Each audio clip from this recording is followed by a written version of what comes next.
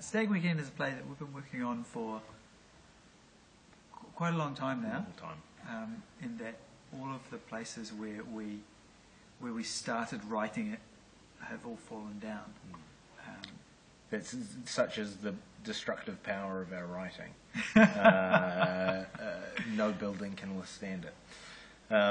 Stag Weekend is a play about, ostensibly about men and stag parties, and exactly what that means in kind of today's world.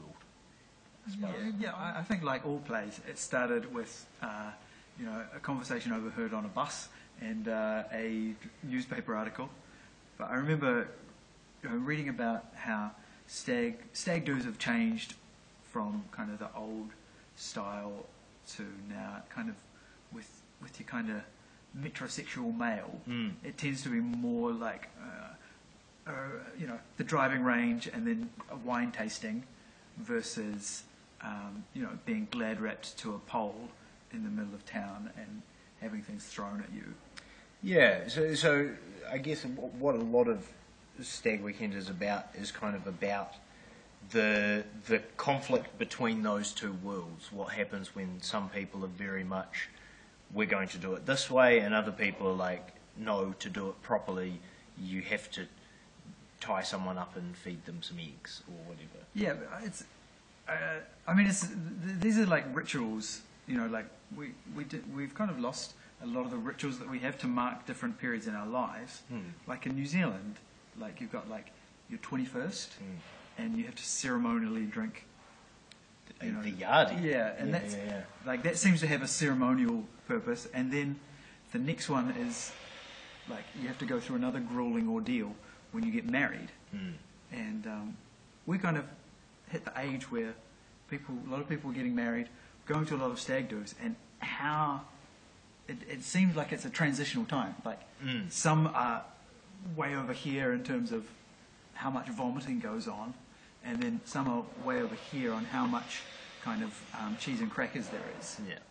This is something that we decided to explore through jokes. It's perhaps it's important to point out right now that although we're exploring some really deep, resonant themes, that this is a play about jokes and about guys getting up to shenanigans and trouble and paying each other out and maybe learning something through that process. Well, actually, in the period between us starting writing it, I got married, and Dan was one of our groomsmen, and he did organise my stag do, which had no connection with the play. I'm very, very pleased to say. Once you've seen the play, you will understand why I'm very happy that my stag do was nothing like the one in Stag Weekend. So we thought it was really important to kind of, through the four characters in the show, to portray quite a broad cross-section of manliness, and for everyone to kind of be coming into it from a different direction, for two reasons. One, that's going to kind of give us multiple options to explore the different facets, and also as soon as people with conflicting ideas meet, chaos ensues. Gary is one of, I think, our favourite character.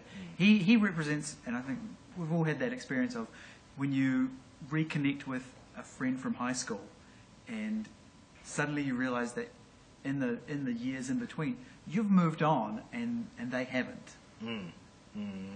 And you kind of get this weird mirror of what you were like 15 years ago if you hadn't kind of evolved as a person. So Gary is very much your kind of man's man. He's got very kind of strict code of honour as to what a man does. A man hunts things and builds things with his hands and drinks beer. And he may have an inflated opinion on how good he is at those things as well. Yeah. Our protagonist is kind of your IT nerd chic kind of guy. Yeah, because like so this character Simon, he's a nerd, but at a certain point in the last 10 years, nerds have become quite cool, and he seems to have ridden that into a newfound popularity that certainly my childhood did not attest to. Yeah. Then we have kind of very slick kind of salesman kind of character who has a very kind of polished professional veneer, but then also has kind of anger management issues. Yeah, and the conflict for him is, the play is set, it's over on the West Coast. These 4 guys have gone hunting, and so we also have that kind of conflict between people who are very happy and comfortable and control when they're in the city. Suddenly they're put in an environment where they are not in control of things. Yeah, and then final character Tim is kind of the hardest to describe. He's kind of very easygoing, kind of almost hippie-ish, but kind of nouveau hippie nouveau, I think. I